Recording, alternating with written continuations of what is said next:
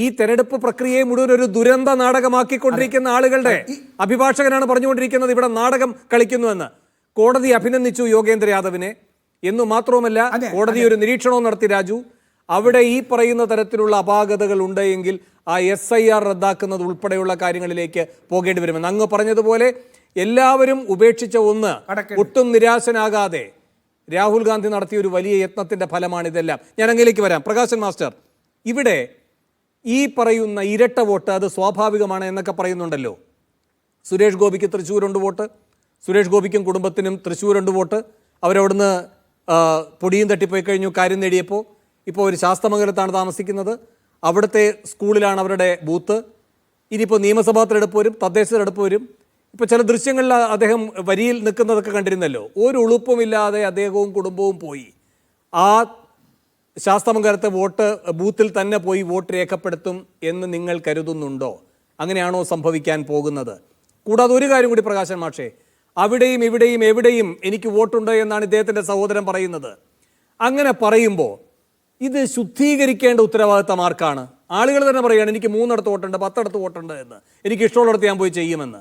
ഇത് ശുദ്ധീകരിക്കുക എന്ന് പറയുന്ന പ്രക്രിയ തെരഞ്ഞെടുപ്പ് കമ്മീഷനില്ലേ, വലിയ ശുദ്ധീകരണമല്ലേ ബീഹാറിൽ നടത്തിക്കൊണ്ടിരിക്കുന്നത്?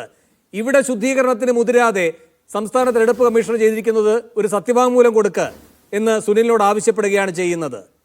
അപ്പോൾ ശുദ്ധീകരിക്കേണ്ടവർ ശുദ്ധീകരിക്കുന്നില്ല. ഇത്തരം അശുദ്ധീകരിക്കുന്ന ആളുകൾ ഇനിയും പോയി വരി നിൽക്കുന്നത് കാണേണ്ടി വരുമോ?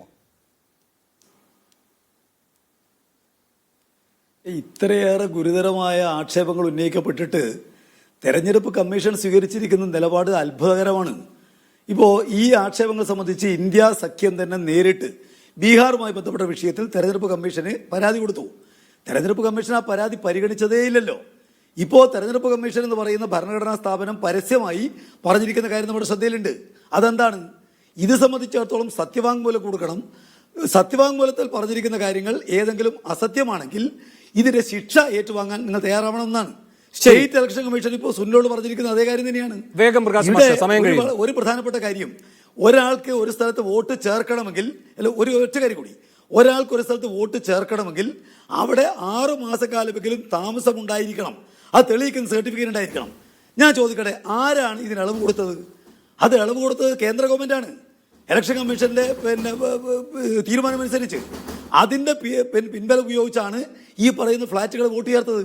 ഇപ്പോൾ ഞാൻ ചോദിക്കട്ടെ, ഇത്ര ഗൗരവമായ ഒരു കാര്യം ഉണ്ടായിട്ട് അതിനെതിരെ നമുക്ക് ശക്തമായി പ്രതിഷേധിക്കാനായോ? കോൺഗ്രസിന് ഉൾപ്പെടെ സാധ്യമായില്ലല്ലോ.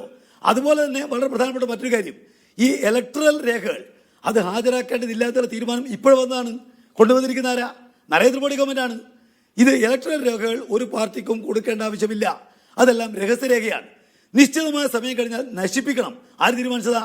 ഇപ്പോഴത്തെ കേന്ദ്ര ഗവൺമെന്റല്ലേ. അപ്പോൾ ബേസിക്കായി ഈ അന്യായം നടത്താൻ വേണ്ടിയിട്ട് ഒരുപാട് കാര്യങ്ങൾ കേന്ദ്ര ഗവൺമെന്റ് ചെയ്യുന്നുണ്ട്, BJP ഗവൺമെന്റ് ചെയ്യുന്നുണ്ട്.